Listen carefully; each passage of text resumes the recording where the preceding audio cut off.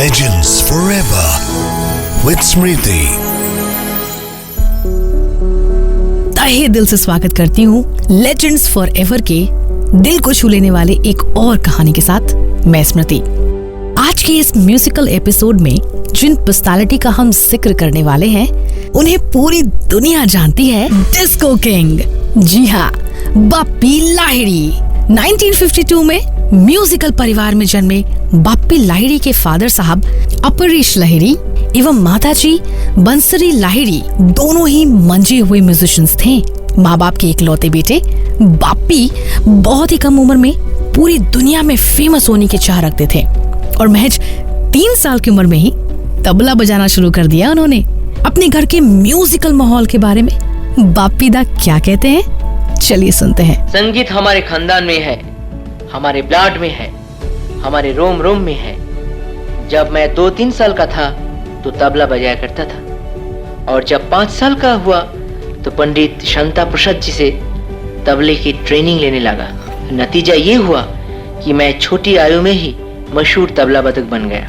इतना ही नहीं, 15 साल की आयु तक हारमोनियम और पियानो पर हाथ फेरते फेरते मैं इतना ट्रेंड हो गया कि एक बंगाली फिल्म दादू के लिए संगीत निर्देशन का काम शुरू कर दिया, जिसमें मुझे भरपूर कामयाबी मिली। उस फिल्म की कामयाबी के बाद बंगाल से उठकर मैं बम्बई आ गया।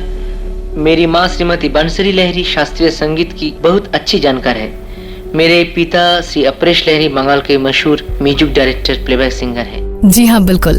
श्यामा संगीत एवं क्लासिकल म्यूजिक के मंजे हुए कलाकार थे दोनों। 19 साल का यंग बाप्पी म्यूजिक की दुनिया में कदम रखता है। उनकी पहली बंगाली फिल्म म्यूजिक कंपोजर के हिसाब से थी दादू 1972 में और हिंदी फिल्म थी नन्हा शिकारी 1973 में और 1974 में बाप्पी दा ने अपने मामा जी के साथ फिल्मों में डेब्यू किया। फिल्म का नाम था बढ़ती का नाम दाढ़ी और मामा जी कौन? दी one and only Kishore Kumar. उनका ही पिक्चर में बढ़ती का नाम दाढ़ी में मैंने पहला प्लेबैक किया था। वो गाना इतना पॉपुलर नहीं था लेकिन वो मेरा ऊपर पिक्चराइज हुआ था।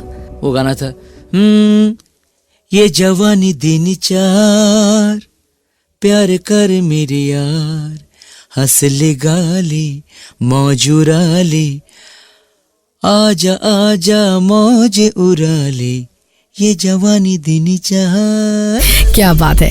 जिस फिल्म के साथ बाप्पी दा को अपने काम के लिए रिकॉग्निशन मिलनी शुरू हुई वो था 1975 का फिल्म जख्मी और इसी के साथ हम सबको मिला बाप्पी दा का बेमिसाल हिट गाना। कई सारे डिस्को सॉन्ग्स हैं जो बाप्पी दा ने हम सभी को तोहफे में दिए हैं। लेकिन क्या आपको ये पता है कि उन्होंने डिस्को संगीत की जो इंस्पिरेशन है वो कहाँ से ली थी?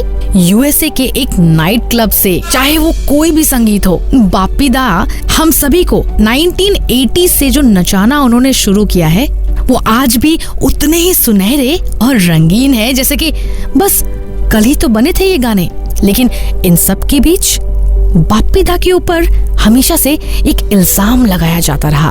कहा जाता था कि वेस्टर्न म्यूजिक से वो ना धुन उड़ा लेते थे। इस पर बाप्पी दा का क्या कहना था, चलिए सुनते हैं। इसको तो मैं चोरी नहीं कहूँगा, इसको प्रेरणा कहूँगा। क्यों? ये जो पहला जमाने में वेस्टर्न कैसेट्स इतना गाड़ी में इतना घर में नहीं बजता था और यंग जनरेशन में इतना इंस्पिरेशन जो यंग जनरेशन में आजकल जो हर घर में डिस्कोटेक में जाते हैं लड़की लोग जो डांस करते हैं, आजकल सबको मालूम पड़ जाता है कौन गाने से क्या हो रहा है। लेकिन पहले जमाने से ये चोरी आ रहे हैं और चोरी और आप कहेंगे प्रेरणा वो आ रहे हैं फ्रॉम 1950 से। लेकिन उस टाइम में ये बात कोई किसी ने बोला नहीं। अभी क्या हो गया, सिचुएशन का ऊपर भी होता है। जैसा कोई पिक्चर में आप दिखा रहे माइकल जैक्सन की तरह डांस कर रहे, जॉन ट्रेवल्टा के साथ जैसे डांस कर रहे, तो मेरा हिसाब से तो जरूर हम लोग को एडॉप्टेशन करना ही चाहिए फॉरेन म्यूजिक को। क्योंकि फॉरेन म्यूजिक तो हम लोग को म्यूजिक है नहीं। मीन्स जो सिचुएशन है वो तो अपना सिचुएशन नहीं है। हिंदुस्तानी सिचुएशन जब तक नहीं होता है तो मेरा हिसाब से ये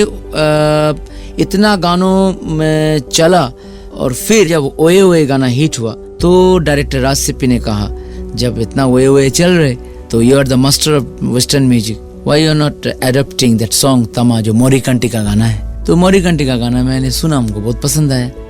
तो मैं बोला ठीक है, इसको मैंने कुछ नयापन अपना स्टाइल में, I will not adopt totally, but वो गाने का रखते हुए मैं अपना स्टाइल में एक नयापन कुछ बनाता हूँ। और उस पर मैंने इंडियन म्यूजिक भी, मैंने इंडियन इंस्ट्रूमेंट यूज़ किया, लाइक मटका यूज़ किया तम्मा तम्मा में, फ्लूट यूज़ किया जो बहुत नयापन था, and become a big hit. वाकई ये सारे गाने आज भी हमें नचा देते हैं। ओलोकेश लाहिड़ी AKA बाप्पी लाहिड़ी, जो कि ना कि सिर्फ एक सिंगर थे बल्कि एक बेहतरीन कंपोजर एवं परकशनिस्ट भी थे। जहां एक तरफ बाप्पी दा ने मोहम्मद रफी, लता मंगेशकर एवं आशा भोसले जैसे महान सिंगर्स के लिए गाने बनाए, वहीं उन्होंने उस वक्त के कई नोटेबल सिंगर्स जैसे कि शारन प्रभाकर को लॉन्च किया। साथ ही साथ विजय बेनेडिक्ट को भी, जो मिथुन चक्रवर्ती जी के लिए बहुत सारे गाने गाया करते थे। इसके साथ साथ ग्रेट सिंगर्स जैसे कि उषा उथुप, अलीशा चिनॉय को भी आगे बढ़ाया। बाप्पी दा एक बंगाली गाने के गायक होने के बावजूद कई सारे हिंदी गानों के लिए भी लिखा करते थे। क्या थी इसकी कहानी? चलिए सुनते हैं बाप्पी दा की जुबानी। गीतकार का बनने का तो मेरा कुछ इरादा नहीं है, और जो मैं मुखरा कभी कभी मैं गीतकार लोग को मैं देता हूँ, वो क्या होता है, मेरा पता नहीं ट्यून बनाते वक्त कुछ इंस्पिरेशन जैसा कोई वर्ड आ जाता है। जैसा ये गाना था रंबा हो संबा हो, जैसा ये गाना था दिल में हो तुम आंखों में तुम, ट्यून का वक्त मेरा 2 लाइन याद आ गया। तो ऐसे ही ताकी आपस में तक दिन हो गए, तो ताकी वर्ड हमको एक अच्छा लगा था। मैंने गया था वेस्ट इंडीज में, जैसा आई या सुकु सुकु जंगली में गाना था, एक ताकी वर्ड मैंने सुन के आया था, तो मैंने इंदिवर जी को कहा था ताकी वर्ड के ऊपर एक गाना बनाते हैं। अगर गाना हिट हो जाता है तो दोनों को ही क्रेडिट मिलता है। भाई हंगामा मचाने वाले गाने तो बनाया करते थे हम सबके प्रिय Bappi Lahiri, king of disco. Bappi Lahiri India के एकमात्र ऐसे म्यूजिशियन थे जिनको 1996 में माइकल जैक्सन की इंडिया टूर के लिए इनवाइट किया गया था। इतना ही नहीं, माइकल जैक्सन ने बाप्पी दा के गाने जिमी जिमी के लिए तारीफ की थी, और उनकी गोल्डन पर्सनालिटी की चमक किसी से छुपी है भला? बात अगर इंटरनेशनल आर्टिस्ट्स की हो रही हो तो आपको ये पता है, बाप्पी दा ने वेस्टर्न म्यूजिशियन डॉक्टर ड्रे को सू किया था अपने गाने कलियों का चमन को कॉपी करने के लिए। और हुआ ये कि डॉक्टर ड्रे ने अपनी गलती स्वीकारी और एल्बम एडिक्टिव में बाप्पी लाहिड़ी का नाम दर्ज किया, और ऐसे ही 2003 में केस जीत जाते हैं बाप्पी दा। वैसे अपने बाप्पी दा रिलीजियस पर्सनालिटी थे। I am a too much devotional man, और मैं जैसे संगीत को मैं ओनली, जो मेरा लाइफ का संगीत ही मेरा सब कुछ है, म्यूजिक इज माय लाइफ, और भगवान को गले में रखते हुए, और मैं जैसे भी बात करता हूँ सॉफ्टली, मेरा अंदर से भी ऐसी सॉफ्टनेस है। मैं कोई झगड़ा, कोई पॉलिटिक्स पसंद नहीं करता हूँ, खाली संगीत के सिवा मेरा कुछ नहीं है। शायद ये उनकी मेहनत और शिद्दत का ही फल था कि बाप्पी दा के हिसाब से उन्होंने व्हिटनी ह्यूस्टन से लेकर जैक्सन 5 तक का दिल जीता था। ऑफर्स थे उनके पास, ऐसा बाप्पी दा का कहना था। 2012 में बाप्पी लाहिड़ी इंडिया के पहले ऐसे कंपोजर बने जो ग्रैमी जूरी का हिस्सा थे। गोल्डन ग्लोब्स से लेकर ऑस्कर्स तक जिनका नॉमिनेशंस हुआ, वो बाप्पी लाहिड़ी की सुनहरी जीवन आने वाले पीढ़ी के लिए एक बेमिसाल उदाहरण है।